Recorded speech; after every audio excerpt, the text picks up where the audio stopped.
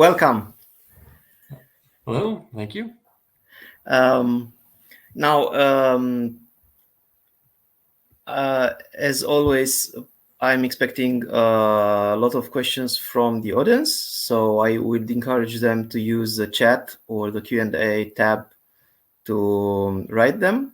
And to get things started, I would like to ask you a personal question, and that is, how did Fitbit wearables help you personally, especially in the last 2 years with all the madness around?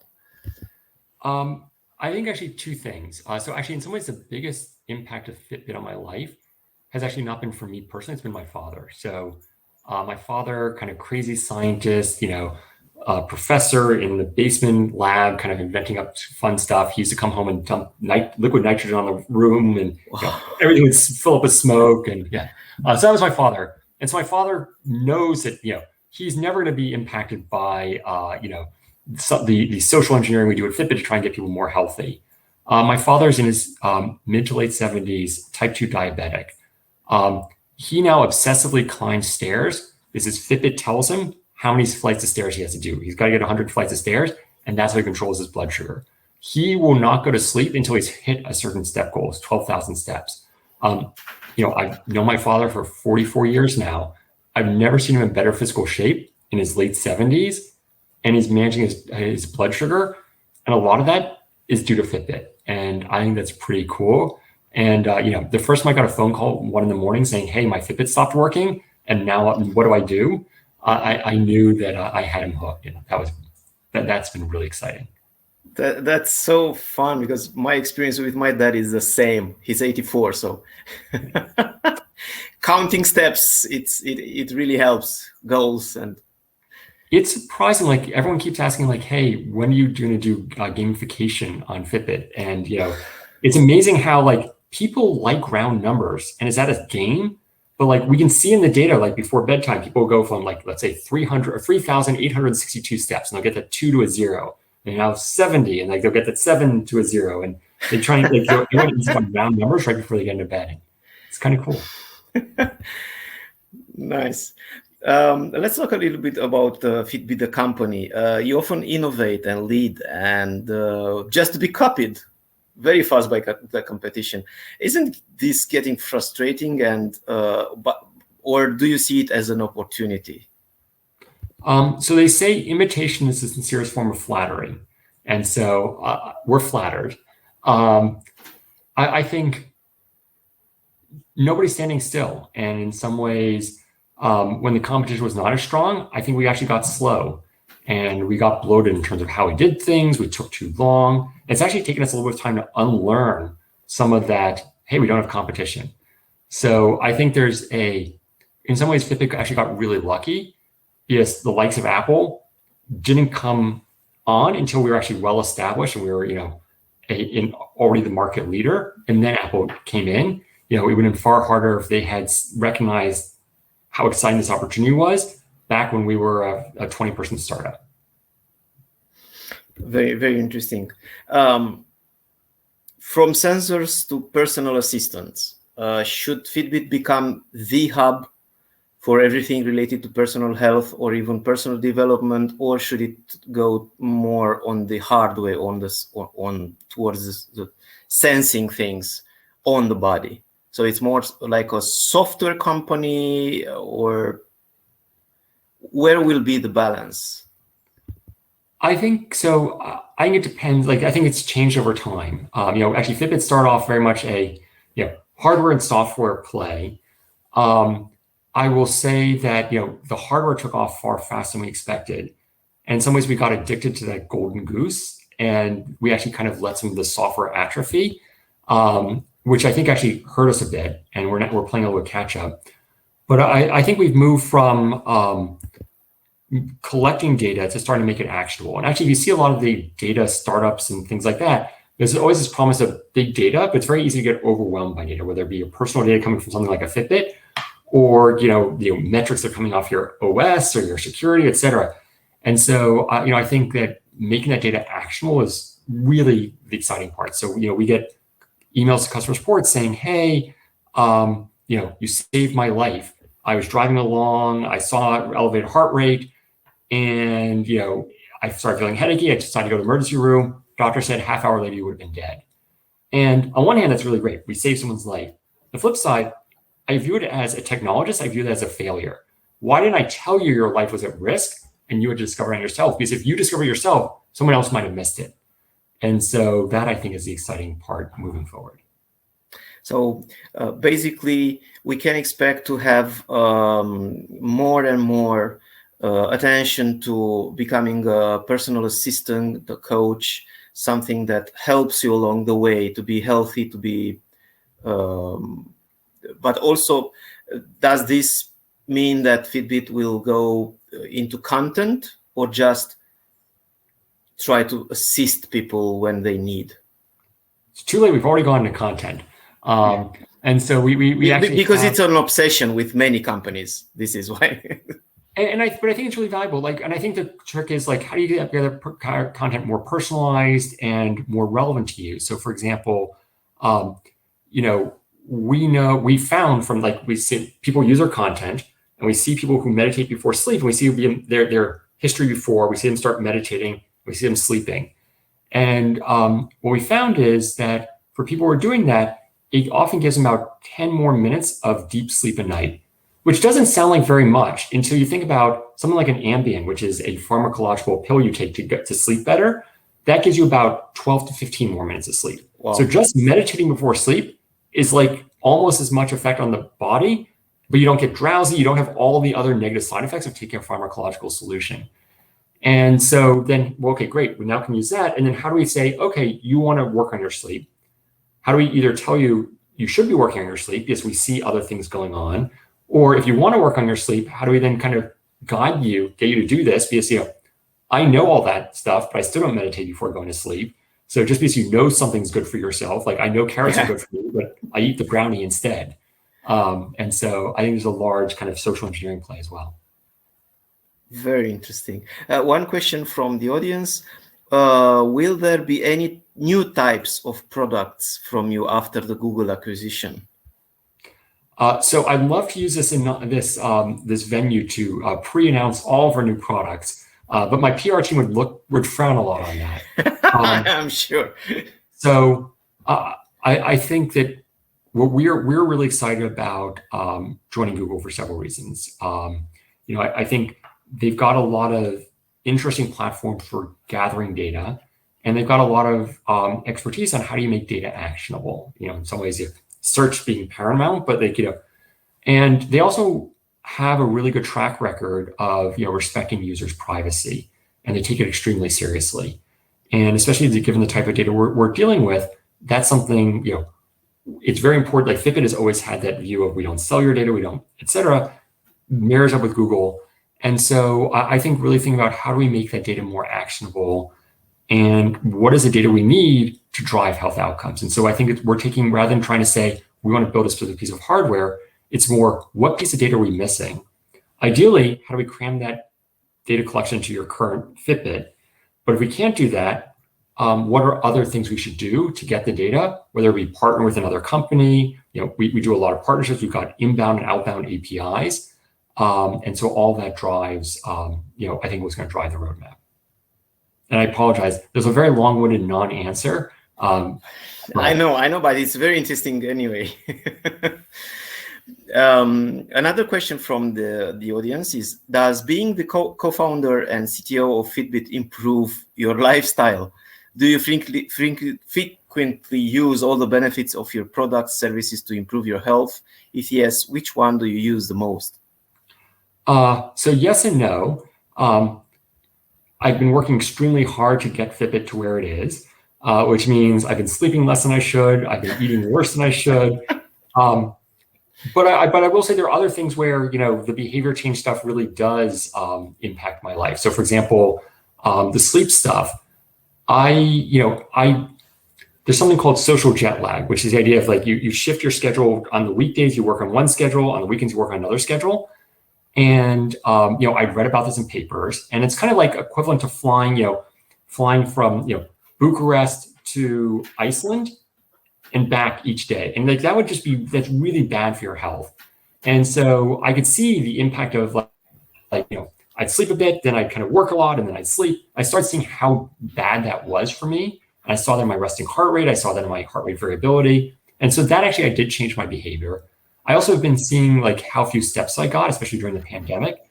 And so thinking about how do I become more active.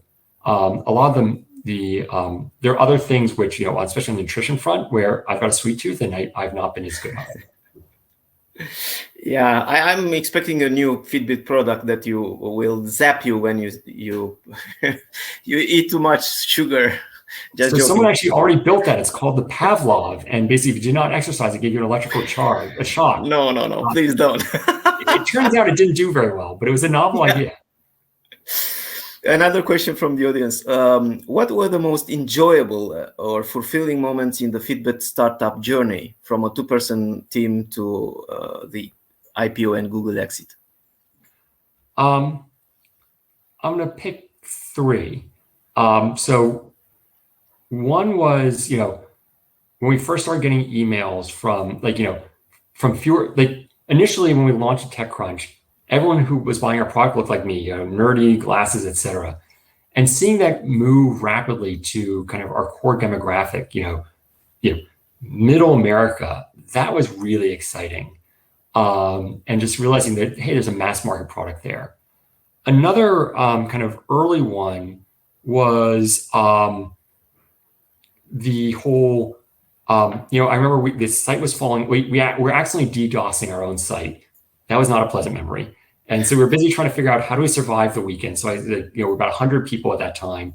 I had 6 engineers. We were gathered around trying to plan out what do we do to survive the weekend. Obviously, we put firmware on that sunk, rather than backing off, it's kept sinking. And I looked into the kitchen and saw about 45 employees on a Friday night at 5 o'clock playing board games, eating food and drinking beer. And we had a happy hour at 4, and we kind of brought enough 15 minutes worth of food. And these were people who enjoyed each other's company. They were kind of all ages, it was customer support to engineering to business. They were enjoying each other's company, doing something that was, I thought, a nerdy, cool pursuit. I was really proud of that moment. And I think a third thing was, unfortunately this hasn't happened in a while, but when I'm in Bucharest and walk in the Bucharest office and, there's 300 people there and their jobs are all tied to something that we did. I find that immensely fulfilling. And especially as they seem happy and excited about doing it. And we're working on cool technical problems. And honestly, they're the same people that when I was a 5-person startup, I would have wanted to hire too. And I find that just really cool because the fact that you can build bridges over such a different geographic distance, I think is phenomenally cool and very lucky. Amazing. Another question from Timon Laden. There was an interesting study that showed that variability in resting heart rate could be used as an early indicator of COVID.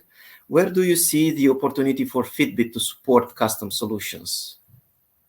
So actually, that might have been our study. It was printed in Nature, which is a premier publication. So maybe you can do a follow-up on what you mean by custom solutions. But I do think that for disease detection, it is really interesting. I think one of the things that, especially for disease detection, is people don't necessarily think about is something called sensitivity and specificity. If I could tell you that you might be getting sick, would you go to the doctor? What would you do? And what if I got it wrong? And if I tell you, especially if you're deploying this at hundreds of millions scale, could that actually tax the medical establishment? A 3% false positive rate could actually be really negative, and actually that could cause more damage to the medical system than the fact that the 97% that you get right. And so something we work with public health officials internally and externally to kind of really understand and dig into and figure out what is the right thing to tell people. And, if I'm telling you you've got a cold, you might interpret it differently than if I tell you, hey, you're about to die in 2 days. I probably need to take a different approach to how I tell you that. And how do I include the medical establishment? I think that in technology, it's often easy to view, hey, technologist, I know everything, humans bad. And so how do you, I personally think you need to work with the medical establishment, doctors, nurses, coaches, and how do you kind of pull them all into a fold as opposed to pushing them out and trying to replace them. Nice. Another question from Bogdan Pop. Is Fitbit focused only on product-person interaction, or does it take it to the social level, like people interactions, use of location data, patterns, etc.? So yes and no. So social is really important. We have challenges. We actually see when people participate in challenges, they tend to move a lot more. And actually, what's interesting is we actually have some B2B challenges. So which we sell to an employer, they deploy Fitbits. And I remember there's a video they did kind of summarizing their challenge. And this person was talking about how the challenge really brought her closer to her boss. They didn't necessarily get along very well, but then they started having a step challenge and they got really into it and they became great friends. They would go on walks together and how it actually helped her in her career. And then at the end of this video, she mentions, oh, and I lost 70 pounds. I'm like, you lost 70 pounds? That's a lot of weight. That's half my body weight. That's kind of crazy. And so I think, in some ways, that social part where you actually don't have people thinking about exercise, which most people don't want to do more exercise. And if you do like doing more exercise, you probably don't need something to prompt you to exercise. And so to me, it's that how do you kind of make that go away and just get people to be healthier ambiently? We do use some location data. So for example, but that's more in terms of understanding disease flow. So for example, we can see, in the US, we can see the south of the US where they're known for fried food. They've got a much worse resting heart rate, which corresponds to CDC guidelines on, they also tend to have much higher rate of heart attacks. So we do a lot of population data, but honestly, what most people care about is they care about Adrian or Eric, not about, oh, I live in a state that has this, or I live in a country that has this. And it turns out going from a population, this population's at risk versus Eric's at risk, that's actually a really hard problem. That's where we spend most of our time trying to solve. Okay. One last question for me, if there's not another question from the audience. What's perhaps the most valuable lesson you learned in the past year, especially with all the transformations? Most valuable lesson. I don't know if it's something that I learned, but it's something that's been reinforced, is the importance of culture. So we had multiple suitors during the acquisition process when we sold Fitbit. And, we're looking for culture, but we also had fiduciary responsibility. We were a public company, so we had to profit maximizing.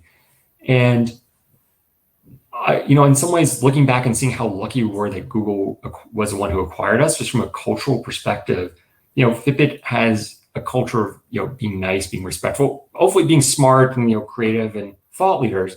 But, I think going to another culture that had something very similar, shouting is not something you do in meetings, respecting others, being there's just things that, people have come to me, there's one woman who worked for me who she's been a software engineer for longer than I've been alive. And she made a comment everyone Fitbit's so nice. Is nice a new thing? Is that something people are now hiring for? The fact that Google is now 180,000 people and has the exact same culture. I've now spoken to Googlers all around the world, many with heavy accents, but they all have that same culture. And how you can actually, the fact that you can actually scale a culture to that level was really eye-opening and something I learned. But it just reinforced that kind of perspective of no, that's really important, because I think that's made the integration so much easier, because it's so easy to view us versus them, especially pandemic. We're all on we're remote. I think that the fact that cultural commonality has really eased that transition. Very interesting. Another question from the audience, Fahad Rahman. What does Fitbit's future look like? Will it be going down a deeper clinical path, like Apple Watch plans to monitor BP, blood glucose, etc. down the road? Or is there a different trajectory? So I apologize. As an engineer now leading the research team, I can never give a solid yes or no answer. I always have to caveat. I actually think the exciting thing is, measuring all these things is great. I think the trick is, how do you make those actionable? So, is it that we need to tell you your blood pressure, or does it need to tell you that your blood pressure changed? Almost all blood pressure studies are done on people who are sick. How does somebody who is, has is healthy and doesn't have high blood pressure, what does blood pressure mean to them? How does it make them train better as an athlete? How does it make them, what does it mean for sleep? What does it mean for stress? So I think actually that's the really exciting thing of like, yes, each of these measures are really useful, but like, how do you then look at it across populations? A lot of the things you called out, glucose, blood pressure, those all kind of fit into metabolic diseases. And if you look at people who are, considered metabolically healthy, not overweight or obese, don't have high blood pressure, don't have, not at risk, no cholesterol, it turns out it's actually a very small percentage of the population. So that actually makes the normal state to actually be in a metabolic kind of unhealthy condition. And so I think to me, it's more, how do we, measuring that stuff is useful, but if I can't make it actionable, if I can't tell you what to do with your glucose, and all I can do is put you on medication, that's probably not where Fitbit's going to play. But if I can tell you what to do with it, or I can kind of tell you when you should go to, like, you need to go to the doctor, those are interesting. If I can figure out, where does stress impact in your life? I think kind of teasing apart activity, stress, weight, nutrition. We did a interesting thing. We're looking at heart rate variability, which is B2B variation. And we looked at these people and we saw a cluster of people who had really high, really good heart rate. So like, really low resting heart rate, clearly worked out. But they saw they had no heart rate variability during deep sleep. And that's when the body heals themselves and it's a sign of stress. Turns out they were all public company CEOs. One of them was my co-founder. And I'm sorry at the risk of exposing PII in a meeting like this. But I think that that then how do you make that actual and how do you help them de-stress? I think that's a really interesting thing. One of those CEOs talked to me, was like, well, what can I do? Unfortunately, my best answer was go find another job. Or in this case, sell his company. Okay. Okay. Thank you very much, Eric. If there are not other questions, we will. There's one last question from Bogdan Pop. How do you think Fitbit would look like in 10 years? There is a finite features that could be implemented, or we will see holograms showing how to do an exercise. Ideally, Fitbit. So two things, in 10 years, you've still heard the Fitbit brand. It still has that kind of Scotch tape like genericism, like, think of like, oh, I got my Fitbit. But I think it's more a case of, hey, I want to be healthy. I have my Fitbit, like I have Fitbit. And you don't think of Fitbit as your piece of hardware. You think of Fitbit as this kind of benevolent, kind companion that's watching over you. And whether it's delivered through like an Amazon Alexa, through Google Voice, whether it's kind of motivations on this, it knows about your health. It is this great coach. So it's coaching you. It's got that enthusiasm. It's also this all-knowing doctor that's constantly kind of looking after you, and it ages with you. So like, that since it knows you from, the time you were young to the time you got older, it's seeing that change and goes, oh, well, I know you're on this trajectory, and people like you are on this trajectory. If they make this change, they can get onto this better trajectory, and here's what you can do. And, much like a seatbelt, hopefully most people don't get into accidents on a regular basis, which means that seatbelt's a complete waste of time putting on a seatbelt in a car. But almost all of us wear a seatbelt because like that small risk of being in an accident, why would you possibly do it? So if Fitbit is a success in 10 years, you'd be like, yeah, I don't need my Fitbit because I'm probably not going to drop dead of a heart attack tonight. But why would I not have my Fitbit? Because it's going to kind of constantly be watching over me and keeping me healthy. Very, very, very interesting answer. Thank you, Eric. Thank you, everybody. And I really hope that you will get things right with balancing things between hardware and a lot of interesting coaching software in the near future. Thank you for having me. Thank you guys for the questions, and hopefully I'll get to see people in the real world at some point. Yeah. Everybody wants that. Thank you. Bye-bye. Bye-bye.